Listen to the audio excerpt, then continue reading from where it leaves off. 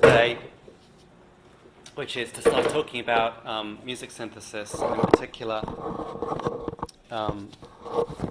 the original music synthesis approach to music synthesis, which was in the pre-digital era, when it was done with analog circuitry. And let's see.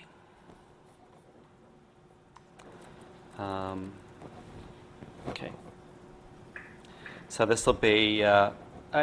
This is kind of how I got started. You know, when I was like in high school, I got access to one of these, to an analog synthesizer, and I was just completely fascinated by it. But I mean, it's sort of how I got into signal processing, right? That this is not specifically, not just for audio, but for me it was a very, very nice and very visceral introduction to the idea of signal processing. And so that's kind of why I'm stressing it here, even though the technology is somewhat historical at this point. So we'll see. So here's what Yumin was talking about, which is that we have different instruments. They can be playing the same note, but we can tell them apart, and they have lots of different characteristics. So here are 4 different instruments, all playing, I think, an A440.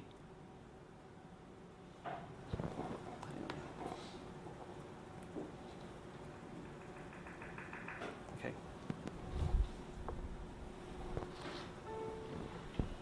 Piano.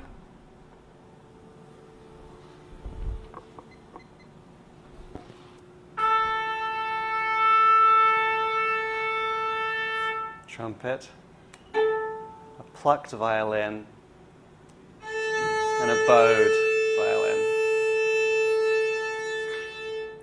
So you can hear it's the same note, right? You could match that note.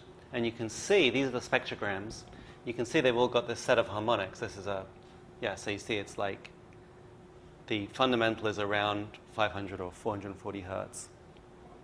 And then there are multiples of those. But we can also see the differences that in the piano and the plucked violin, which is a little bit like the plucked guitar that Yumin showed, there's this decaying away, which is because it's basically a string system where you can set some oscillation up and the energy kind of dissipates more quickly in the higher frequencies than in the lower frequencies. And the trumpet and the bowed violin, they're both systems where the player is continually injecting energy either from their lips or from the bow on the string. And so you get this much more steady energy level during the note, although there's some fluctuation and there's sort of soft, whereas these things have a very rapid, very abrupt onset. These ones have a softer onset as the energy builds up. So that even with this relatively coarse visualization, we can see a difference between them. Then when we listen to them, we can hear lots of other differences. Any other differences that people want to mention that they could sort of hear between those instruments?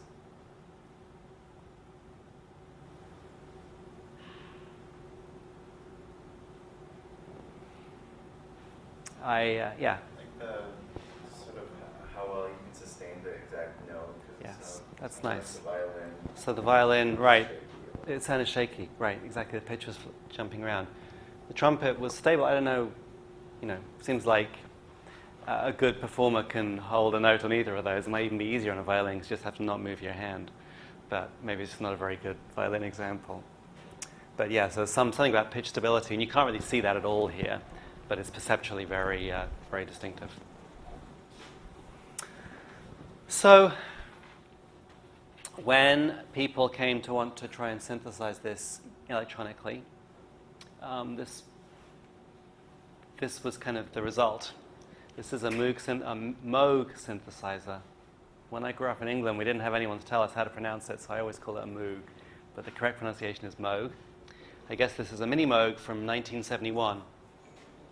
And, this was revolutionary because suddenly it was something that it was an instrument. You have a keyboard hooked onto here, and you have a lot of knobs. You can adjust the knobs. You can change the sound. And this was something that was interesting to musicians, right? So finally, you had something that came out of electronics, but was actually rich enough and flexible enough, but also, simple enough. Doesn't look simple, but the point is you had a lot of controls, but the controls were somewhat transparent, that people could use it. And so this is a block diagram, an approximate block diagram of what we have. The keyboard is giving you the trigger and the pitch, just like on our patches. The pitch is driving an oscillator, which is generating some waveform at the appropriate frequency. And then maybe there's some small variation on top of that, some vibrato, just to make it not completely stationary, this kind of thing we were talking about, we could hear in the violin. Then there's some envelope generator, which is varying the amplitude, which is what's been triggered here. So we have the oscillator coming through, and it's going to get louder and then softer to make a note. And then we also typically have a filter in here, which is not only are we varying the absolute level of the amplitude, but we're also varying the spectrum with time. And so we can use the envelope to also drive the frequency of this filter. So, in general, you might want to have separate envelopes, but it turns out that even using the same envelope is a reasonable thing. And the typical filter you'd use is some kind of low-pass filter, maybe with a little resonant peak. And so here are the oscillators. They have more than one oscillator, which they mix together here. And then here's the loudness contour. I think this is attack, decay, and sustain. I'm not sure which one. There's only 3 knobs here instead of the traditional 4. And then these are the filters that they use. And so, how do they decide on this layout? Well, basically, by experimentation. This was the setup that made something that was actually musically useful.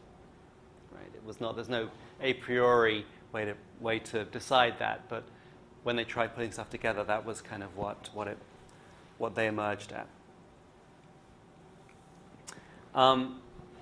These things, this is so Colin, one of the TAs for the class, has built his own analog synthesizer at some point, and he brought it in. I was going to bring it into class, but it's like this big. And so we couldn't actually, it seemed like it was going to be too difficult to bring it up today.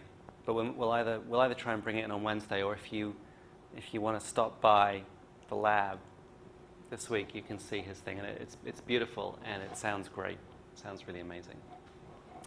But typically this is a lot of electronics and not an easy thing to deal with. So now we have digital simulations, which are basically DSP simulating each of those things. And so here's this Luma synthesizer, and it's sort of, this is just the screenshot, but it's got all these software knobs which are doing the same kinds of things. So we've got a couple of oscillators and a couple of filters, some envelope generators here, and some low-frequency oscillators, and then the mechanisms to patch them all together. We will look at this more on Wednesday and get to play with it a little. And of course, pure data, which we've been exposed to, has this metaphor of taking units and connecting them together with wires, and that's also inspired by the original analog synthesizer. When you see Colin's synthesizer, it looks like the Minimoog, except that it's got a lot of sockets on the front, and the sockets are the outputs of different units. So the Minimoog had switches to connect different things together, but in the sort of the traditional modular synth, analog synth, you just have all these, the oscillator comes out on a socket, and you can plug a wire in there, and you can plug it into something else. And everything is a voltage, so you can connect, everything to everything else, which is just like the PD experience of being able to take any of these signals and connect them to other inputs. So that is all based on the same idea. Okay, so we've got this these set of basic blocks. So let's look at these, and then also this is some patch that comes with PD, which is sort of trying to do the same thing. Has an input, an oscillator, a filter, and then an output. So let's look at these little pieces a little bit more. So the first part is the oscillator. And of course, when we were talking about perception, we said, well, as listeners, we're very interested in pitch. We're very sensitive to pitch. And pitch is closely related to the periodicity of a waveform, right? That maybe one of the one of the most common pitched experiences we have is voice. Voice is this oscillator of the vocal flaps oscillating, and we're very aware of that periodicity or near periodicity in the waveform, which we hear as a pitch. The simplest oscillator we can think of, the one that's mathematically simple, is of course a sinusoid. But that's actually a very uninteresting sound, right? It's just, well, it's got the pitch, you can match the pitch, you can vary its level, but that's all you can do. And it's actually not a very natural sound, but it's typically not a very musically interesting sound. It turns out that the voice and other musical instruments have not just a single fundamental, but have a whole set of harmonics. So, based on the Fourier series of their repeating waveform. And that is generally more aesthetically interesting. If you make recordings of different instruments, as we saw in the spectrograms, you can see differences in the relative amplitudes of the harmonics, which is some aspect of their sound color, of their timbre. Although initially people would say, oh, well, that's how we tell the difference between a violin and a trumpet is, the relative amplitude of these harmonics. Turns out that if you set up just those relative amplitudes, but then just play a stationary note, it doesn't really sound like the instrument. It's a lot of. It's also the way these things change in time, and the ways that the different harmonics change relative to one another in time.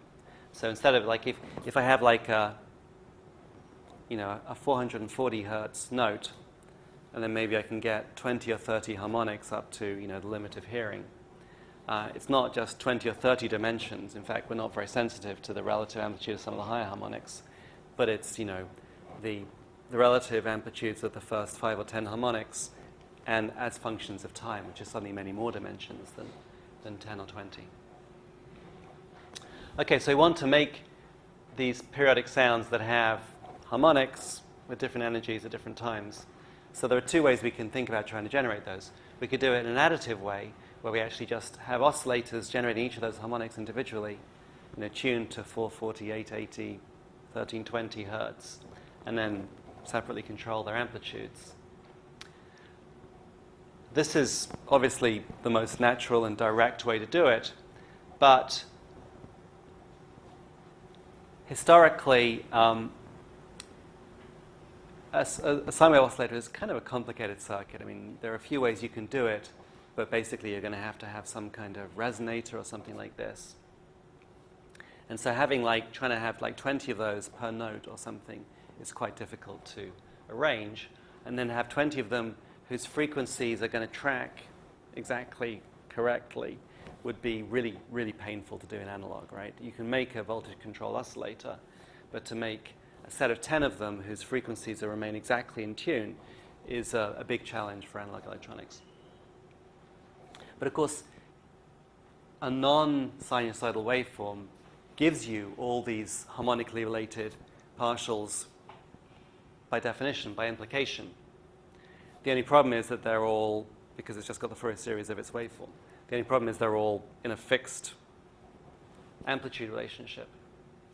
So that leads to this idea of subtractive synthesis, where you start off with a waveform that has a lot of harmonics, but then you put it through a filter, which then can change the relative amplitudes of the harmonics as you wish, after you've built them. So you don't have to have separate oscillators, but you can still control the relative amplitudes of the different harmonics.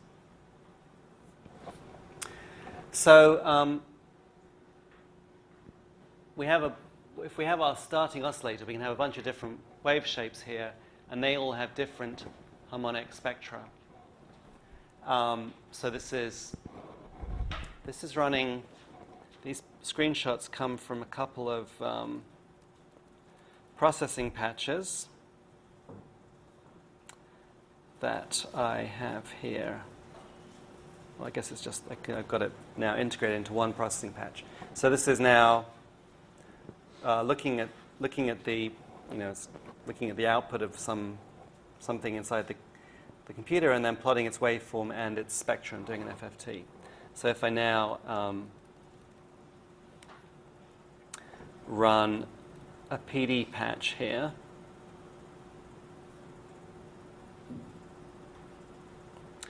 perhaps it will.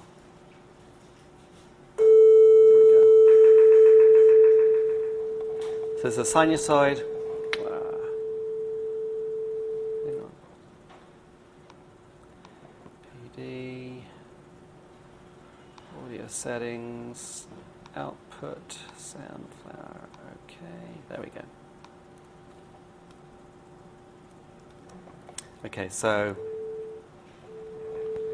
this is the sinusoid, and then here's its waveform, the sinusoid, and here's its spectrum, which we're calculating in real time.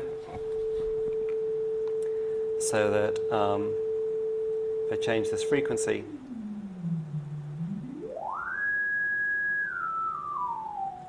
then it behaves as we expect. Since we're somewhat aware of the DSP implications, we can talk about what's going on here. So what this is the way I'm calculating this is I'm just taking I'm taking the waveform, I'm cutting out a chunk of it because I can only take as a short time for spectrum that I'm showing, cutting out a chunk and then taking the FFT. And this is the leakage due to the analysis window. So I guess it's a Hamming window. I'm not 100% sure. I think it's a Hamming window. And so this is, no, actually it doesn't look like a Hamming window. Maybe it's a Han window. And this is the sort of the side lobes coming from the window. So the underlying signal is a sinusoid. Ideally, the Fourier transform of a sinusoid would just be a single line. But when you window it, you get this spreading of energy because you're localizing in time, so you're losing some of the ability to localize in frequency. And so you see these skirts. And in this case, they're a good 40 or 50 dB below the main lobe, so they're fairly far down. But they are there. And it's jumping around because the actual shape of that skirt depends on exactly how the window lines up with the phase of the sinusoid. So that's kind of the effect you normally see. This is not signal, right? There's nothing in the signal that's doing this. This is just sort of the resolution limit of how I'm doing my analysis. Just an artifact of how I'm doing the analysis. Okay. So that's a sinusoid, but then if we oops, surprise.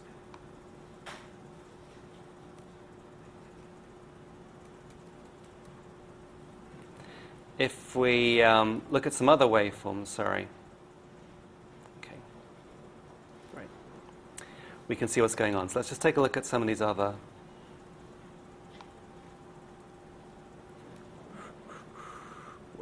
waveforms. Okay, so we just heard a sinusoid. This is now a square wave, right? So compared to the there we go.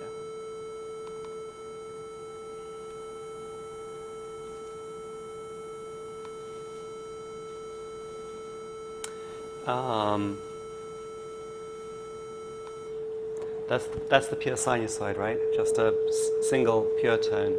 And then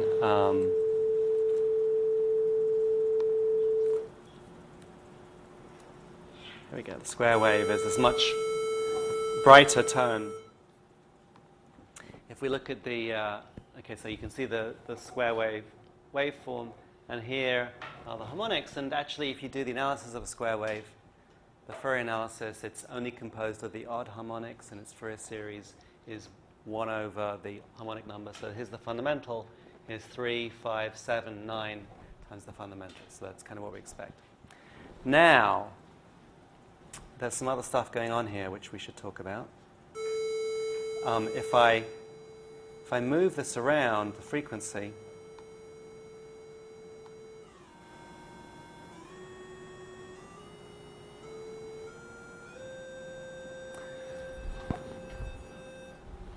we see there's a lot of, I mean, this is, again, these are the artifacts. There's some artifacts in here just coming from the windowing. But there's also these things in here, and these are not, there's something going on here, right? They're structured. They sort of have some of that shape that they're kind of like side lobes, but they seem a little bit too well organized. And also they change, right? Depending on what the frequency is, the actual positions of those things changes quite a lot. So it turns out those are alias terms. And the problem is that when I generate my square wave, the natural thing to do, right? How am I generating a square wave? I'm just taking I'm taking this phasor operator, which actually generates a number that goes from 0 to 1 within the cycle. And then I'm just putting it through a threshold. But I could have taken a sinusoid and put it through a threshold, just is it greater than 0.5, or in the case of sinusoid, is it greater than 0? And so this is an ideal square wave. It's 0 and then 1, etc.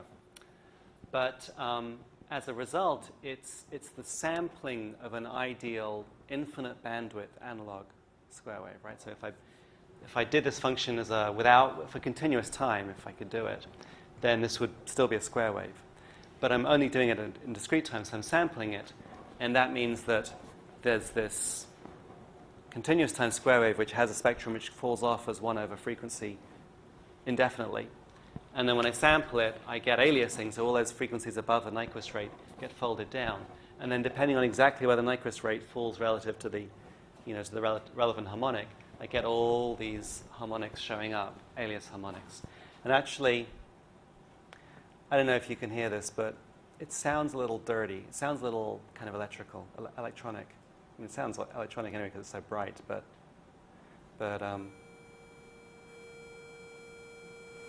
it's not the cleanest tone, and that's because of those harmonics. We'll hear the difference in a second.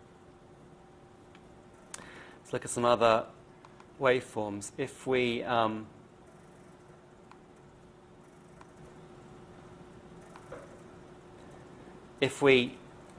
instead of having a threshold of 0.5, we can have a variable threshold, which gives us a pulse waveform, but now the pulse is not equal duty cycle, right? So we can vary the duty cycle here by varying the slider. So that's the 50%. That's what we had before with just the odd harmonics. But when we change the cycle, we get the even harmonics coming back in, and then we get this variation in the harmonics that are present. It's always, of course, just the same set of Fourier harmonics because it's a periodic waveform, but the actual relative balance of them changes, and it changes in a fairly complicated way, which is actually quite a nice thing. Again, we can use this single parameter to change the amplitude of these harmonics quite simply. And that's pulse width modulation, which was a popular thing to do with oscillators in the analog synthesizer world. Some other waveforms, sawtooth. So that's what phasor generates. It generates this, this ramp, which is useful for indexing into a table. But the sawtooth is again pretty similar to the square wave, except now we've got all the harmonics, right, falling off as 1 over n, not just the odd harmonics.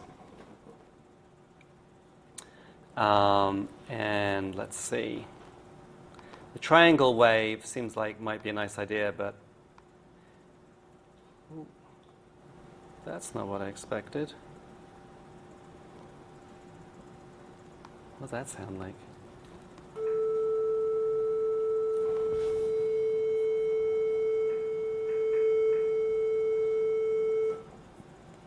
That waveform does not look like a triangle. What have I got? Abs of... So this is between 0 and 1. Taking the difference between that and 0.5.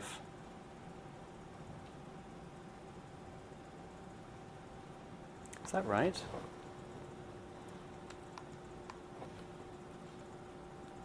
So this is... that's going to be the same, right? It's abs. X-twiddle is this nice thing that allows me to write an arbitrary expression and have it calculate in real time at sample level. It's kind of expensive, but it does it. So wait, if I had a ramp, I'm trying to fold down the top half.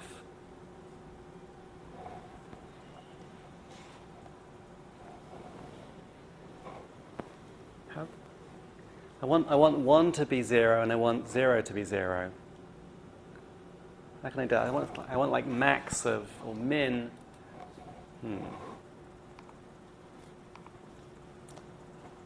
Who can come up with a... I'm thinking like min of, I don't know if min is supported. Something like that. That's how I do it in MATLAB. What does that do? Did something. Did not work any better. That's strange. So V1, yeah, there you go. And then V1, so if I have 1 minus V1, then it's the opposite of that. So how come min didn't do it?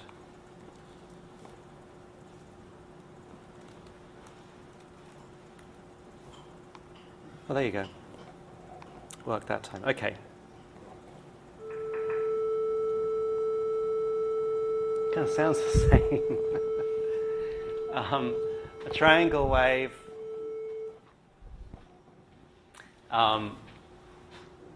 it looks kind of like a sinusoid, right? But it's got slight angles on it,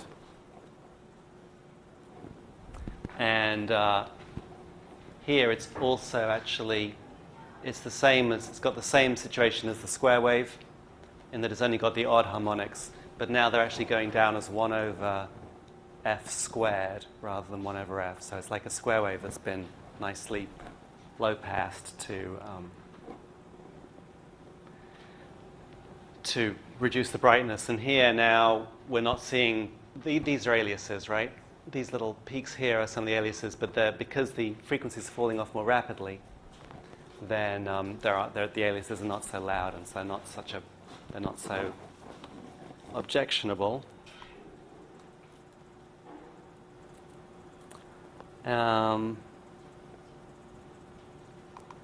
So here's how to avoid the aliases, right? So this is now a sawtooth, but the way I'm generating it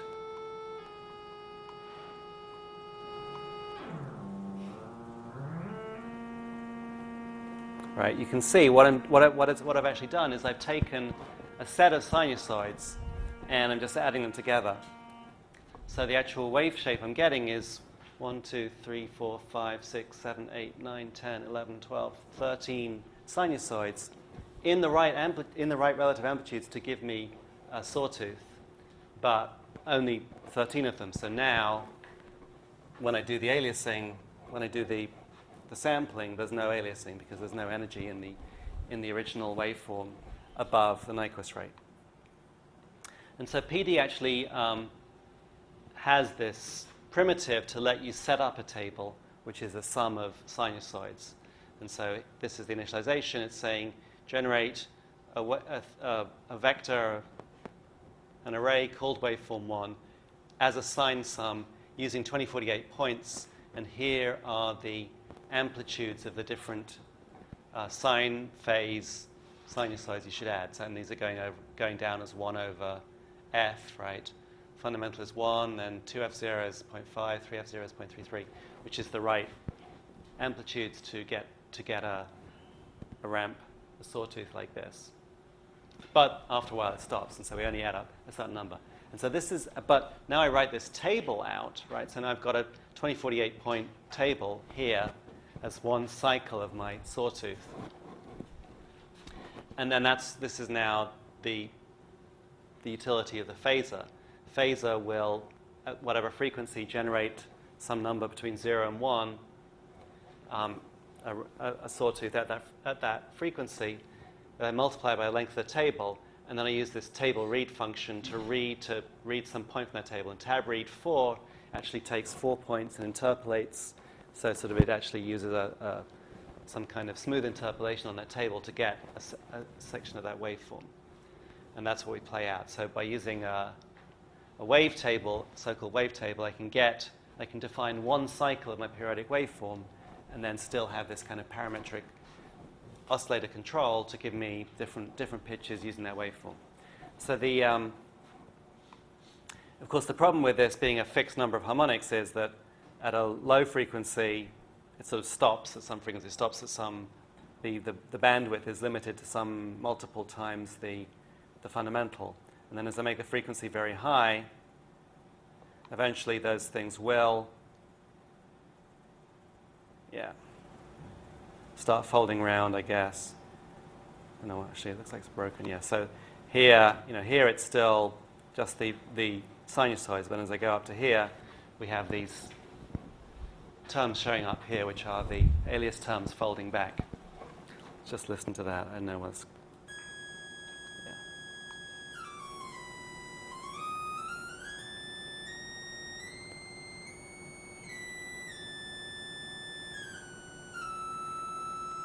They don't sound too bad, even though we've got, this stray harmonic here. I guess it's still, it's pretty much masked by the local stronger harmonic, so it doesn't sound that bad. It's much worse when we have a much denser thing like that and lots of harmonics coming in.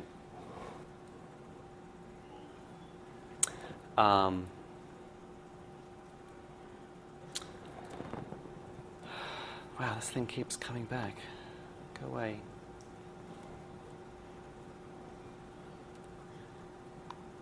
Okay. So that's this. This slide is about that idea of generating this band limit oscillator. And actually, if we'd done that with a square wave, right? If we made these cosine phase, I think I can just do this. Oops.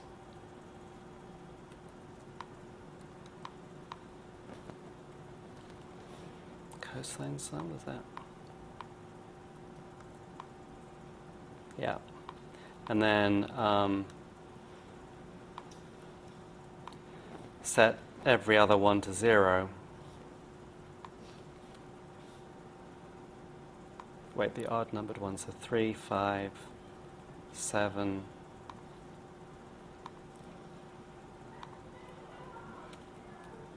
9, get rid of 10, get rid of 12.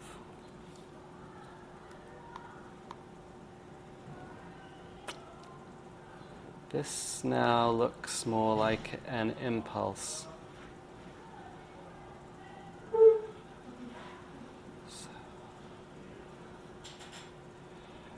I'm not sure what I got wrong there, but let's listen to this.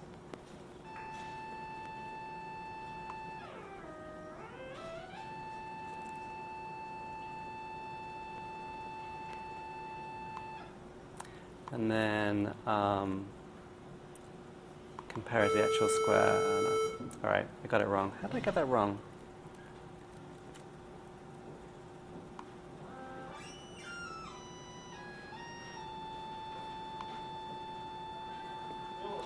The right waveform, but now I'm getting every harmonic rather than just the odd, even the odd harmonics. I'm not sure why, but you can, when you use an oscillator like this, we'll see it later on, you can definitely hear that, okay, we've got a square wave, it sounds like a square wave, but we're avoiding some of the dirtiness that we were hearing with the other original square wave.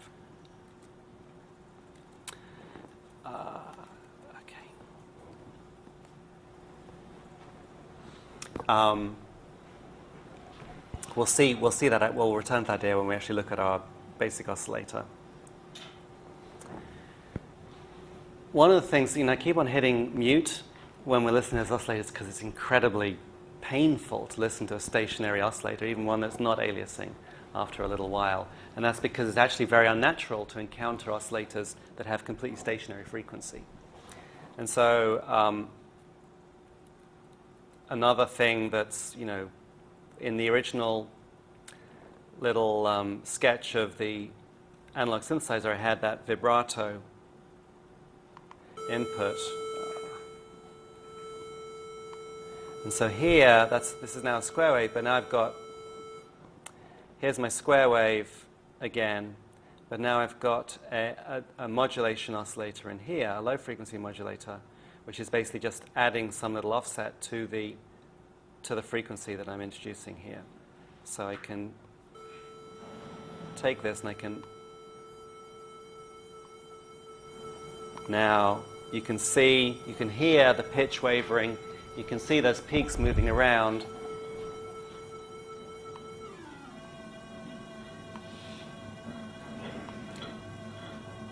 We can change the modulation rate, and suddenly the oscillator, the tone sounds a little more live, right? It doesn't quite sound quite so artificial and cold.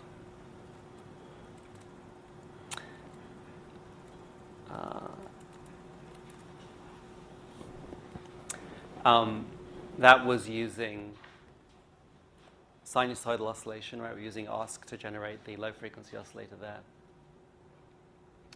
It turns out that when we heard the violin example in the first slide, there was pitch variation there, but it wasn't periodic, it wasn't vibrato, it was just like instability, and that can also make a sound more natural, sound like it's coming from an organic source, which is maybe just a sort of a random noise or a low frequency, like you can take noise and then filter it so that it's mainly low frequency in content, and they'll give you some kind of random jitter, which sounds quite nice as a small amount of frequency variation.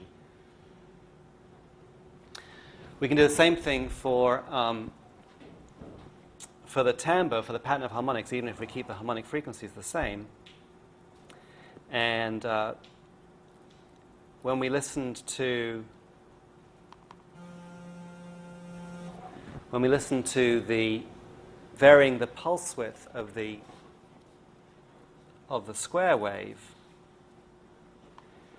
we noticed that changed the pattern of harmonics there, and so we can try and do that. So now we have our low frequency oscillator here, and we're using that to drive the threshold that we do the comparison of the ramp wave to get our square wave. So now we have a pulse wave of a fixed frequency, but with a varying duty cycle, with a varying proportion. Here we go. Okay. So you can see now, the position of the downward edge, the negative going edge, moving around. And then you can see that there's changes in the spectrum here. So let's turn the audio back on. Where is that? Okay, here we go.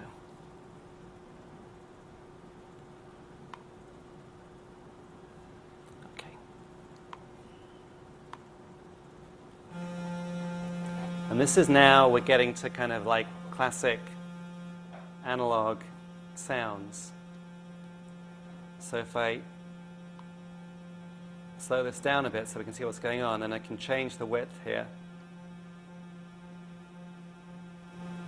And it has this kind of nice chorusing effect, right? That sounds like there's maybe more than one sound present. Again, because, this idea of the chorus being these notches moving through the spectrum, we're hearing that there are kind of gaps in the spectrum moving around, and that's sort of that. We associate that with interfering sound sources. So if I bring the oscillator right down, then and if I slow down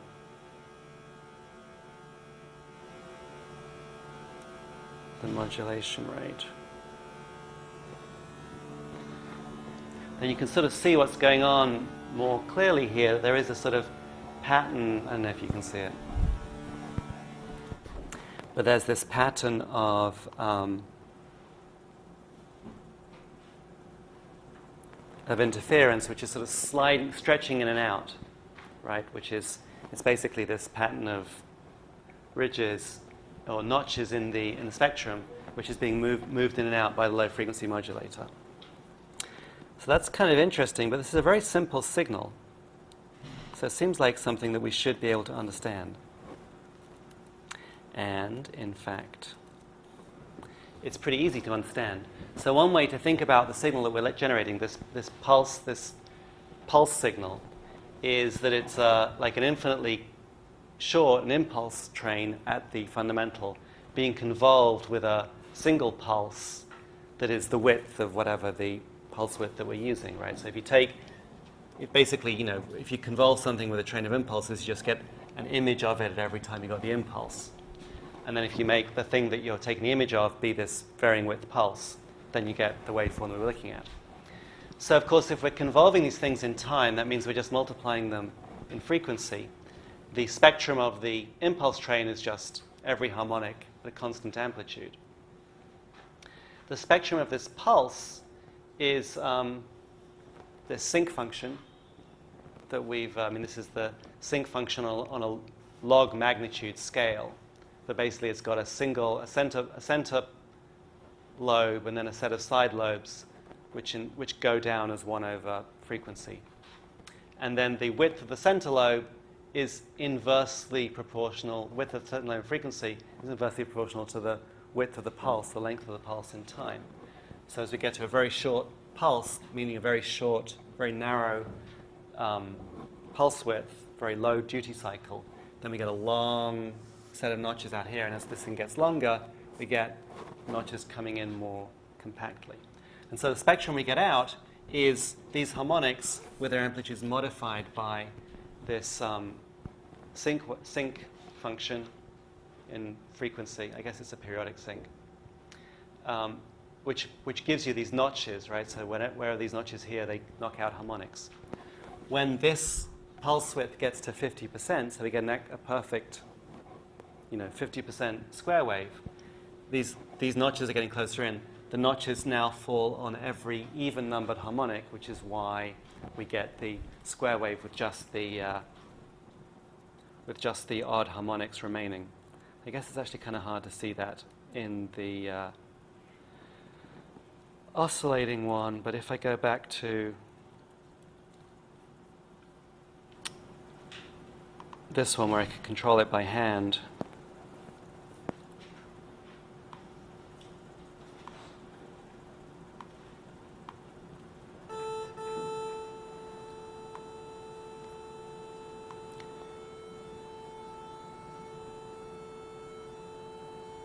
I'm trying to get rid of the, so that's kind of like the 50%.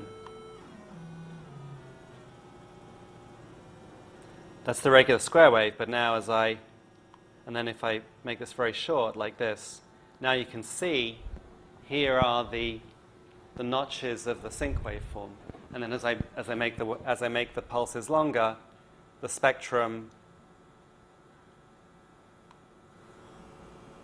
gets shrunk in, right? So you can still see that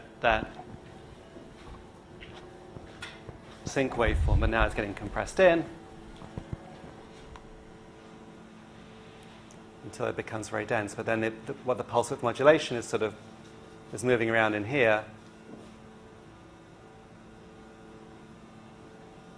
And so we can hear those notches moving around. That's the effect.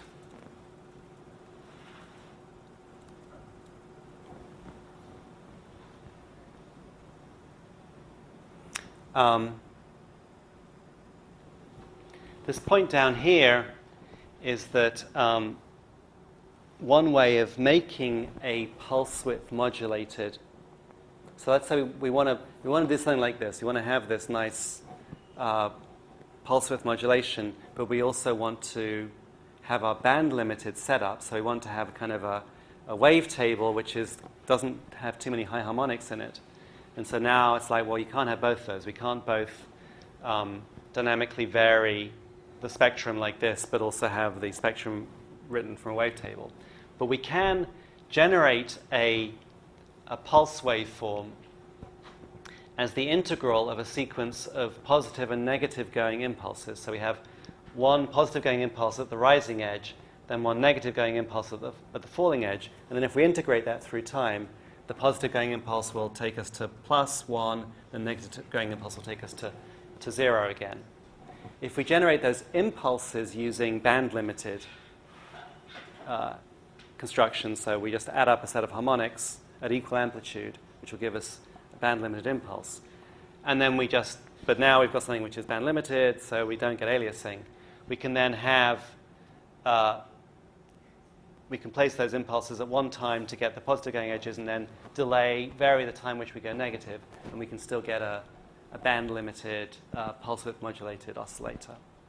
And again, we'll see that when we start playing with this on Wednesday. So that's kind of the story of oscillators, and that's kind of, the oscillator is, of course, the critical part, because that's where we're getting all the harmonics from, all our pitch, and so it's where we're getting a lot of the richness of our waveforms. Okay, if we go back to the very beginning here,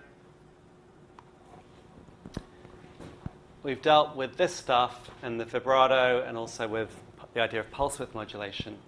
But now what about these other parts, the envelope and the filter? Let's just quickly look at some of those. So,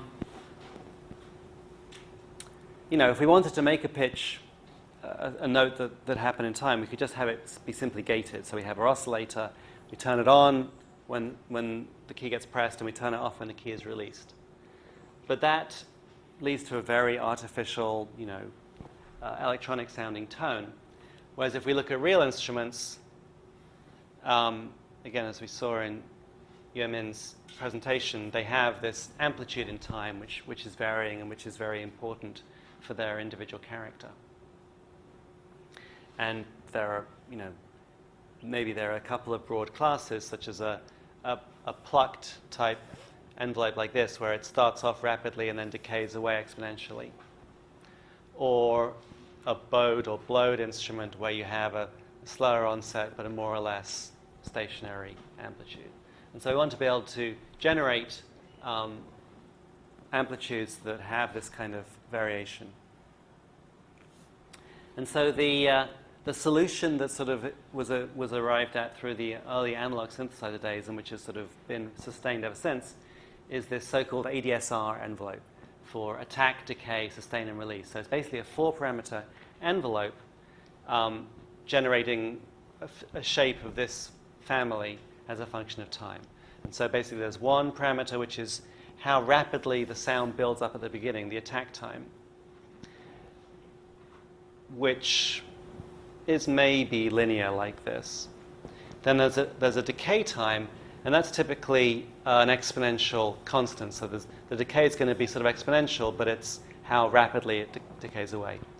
There's a sustain level, which is while you're holding down the key, what is the actual amplitude that it tends to in this decay.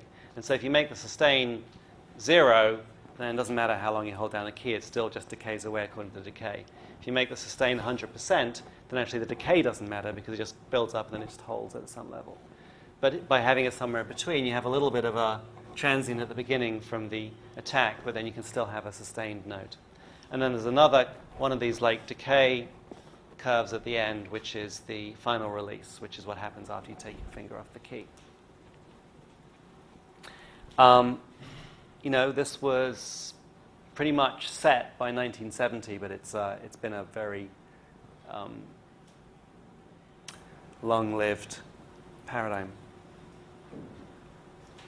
We can build an ADSR envelope in PD, and then this is just introducing the idea of abstraction in PD, that I can build something like this which has different sliders for each of those parameters. And you see, all it's doing here is it's using these as to generate parameters to a line operator. Line takes a level and a delay time, and then moves the output to that. And so here the attack thing is being the sending a command and say go to level 1 in this much time. So that's what the attack gives you. Goes straight to line, and then we can basically set up the parameters here. That the sustain becomes the target that the second thing goes to, and then the decay time is the time that it takes. But then we also, when we get a trigger in here, we trigger the attack thing immediately, but then we trigger the delay thing after a delay, sorry, the decay thing after delay, which is how long the attack takes. So we fire this one, then we wait until it's reached 1, then we fire this one, then does the decay. So it's pretty simple. And then the release depends on the second input saying, okay, the note is finished, now we can decay away to 0 in this time. But then we can build a unit like this, and then we can put in several different instances of them, one of them to control the amplitude and the other one to control a filter. Then we can have separate sets of knobs to control both of those. I'll show you that, if not now, on Wednesday. The final element in our simple analog synthesizer is the filter, which of course, is pretty important because even with an oscillator and an envelope shaper, we can't have a trend of changing the amplitudes of different harmonics steadily in one direction. Whereas if we look at a real sound like a plucked string sound, that's very common. A very common physical pattern is that you'll have energy in the high frequency at the beginning, but then that'll disappear quickly, but the energy in the lower frequency will disappear much more slowly. So one way we can do something like this is to have a low-pass filter, a variable low-pass filter that starts off with a high cutoff frequency, and then through time, through the note, the cutoff frequency is pulled back, and we get this pattern where the high harmonics progressively disappear. So that's the classic filter in an analog synthesizer, a voltage-controlled or a parametrically controlled low-pass filter. And then sometimes there's a little bit of a resonance at the cutoff frequency, which can give you an interesting picking out of individual harmonics. The classic filter used in the Moog and other analog synthesizers is called the biquad filter, which is, it's just a couple of poles basically. Oh, it's just some number of poles. It's just a regular resonant filter where the poles are placed to give you a flat asymptotic decay in high frequencies. And so if you arrange them symmetrically, this is on the S plane, right? This is the analog filter plane. If they're arranged symmetrically, then you get your Butterworth filter with a nice monotonic decay and a flat response. And if you sort of now squeeze them up closer to the imaginary plane, to the J omega axis, then you get basically the same performance far away from the critical frequency, but you get this resonance coming in here. So this is, from a DSP point of view, it's not that,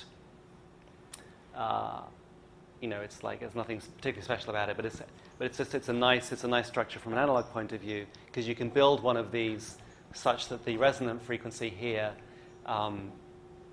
scales with frequency. The bandwidth of that resonance scales with frequency, so you get this constant Q behavior, which is kind of what you want to do physically. Physically, you want the resonance to be proportional to the frequency, the center frequency. And of course, we can map this into the digital domain just through the bilinear transform, the standard DSP thing. You can't really see it very well here, but there's the unit circle here, and so the poles are now arranged inside the unit circle. It's more or less the same behavior. You get, I want to say you get 6 dB per octave roll-off per pole pair. typically they would use higher order systems to get either 12 or 24, something like 12, 18, or 24 dB per octave roll-off.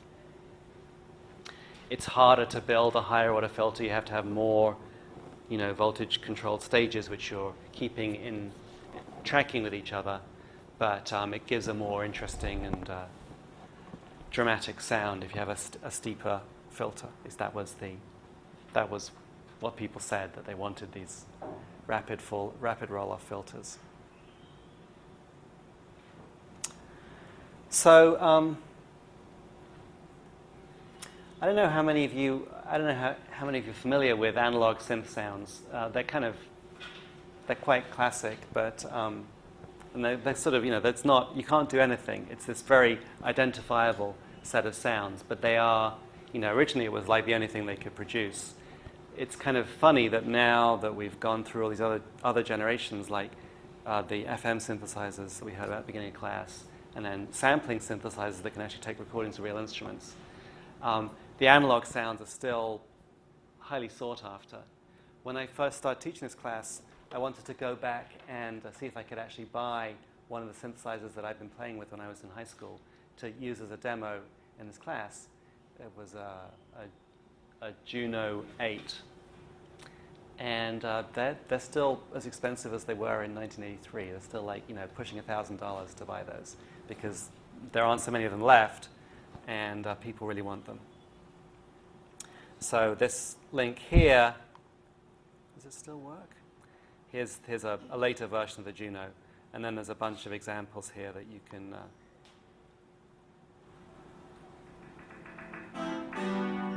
listen to. So